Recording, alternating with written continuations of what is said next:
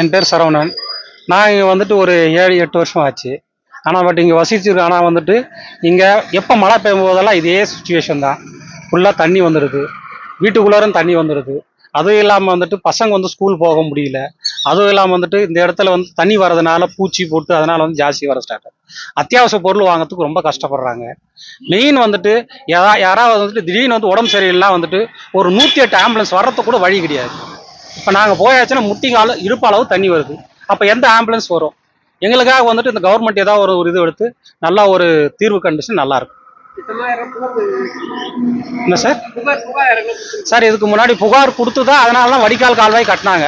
ஆனால் அந்த வடிகால் கால்வாய் வந்துட்டு சரிவர கட்டினாங்களா இல்லையான்னு வந்துட்டு பார்க்கறதுக்கு கூட கவர்மெண்ட்லேருந்து எந்த ஒரு அதிகாரியும் வரல.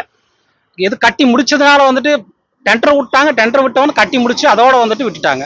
ஆனால் இது வரைக்கும் யாரை வந்து ஒரு ஆஃபீஸர் வந்து பார்க்கவும் இல்லை, ஒன்றும் இல்லை.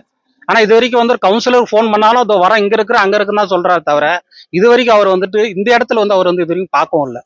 நாங்கள் இவ்வளோ ரொம்ப வந்து கஷ்டப்பட்டுருக்கோம். இதுக்கு தான் ஒரு கவர்மெண்ட் வந்துட்டு ஒரு தீர்வு காணும். நான் எக்ஸ் ஹவுல்தார் எம்ஜி ரமேஷுங்க. எங்களது இப்போ அம்மையப்பா நகர் இருக்கிறோம், அரியூர், வேலூர் மாவட்டம். இது வந்து நாங்கள் ஒரு 20 வருஷமாக நாங்கள் இங்கே இருக்கிறோம். இங்கே எப்படின்னா ஒவ்வொரு வருஷமும் இந்த மழை வரும்போது நாங்கள் வந்து ரொம்ப பிரச்சனைகள் வந்து எதிர்கொள்கிறோம்.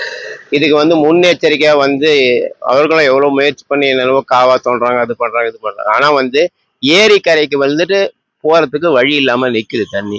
இதனால் வந்து நாங்கள் பொதுமக்களுக்கு எங்களுக்கு அன்றாட வாழ்க்கை எல்லாமே பாதிக்கப்படுது. ஒவ்வொரு பொருளும் வாங்குறதுக்கு வெளியே தான் போய் வாங்குது. எதுவுமே வந்து குழந்தைங்க குட்டியெல்லாம் வச்சு ரொம்ப கஷ்டப்பட்டுன்னு இருக்கிறோம். அதனால் அரசாங்கம் இதுக்கு முதலே ஒரு நல்ல தீர்வு எடுத்தால் நல்லா இருக்கும்னு நாங்கள் நினைக்கிறோம்.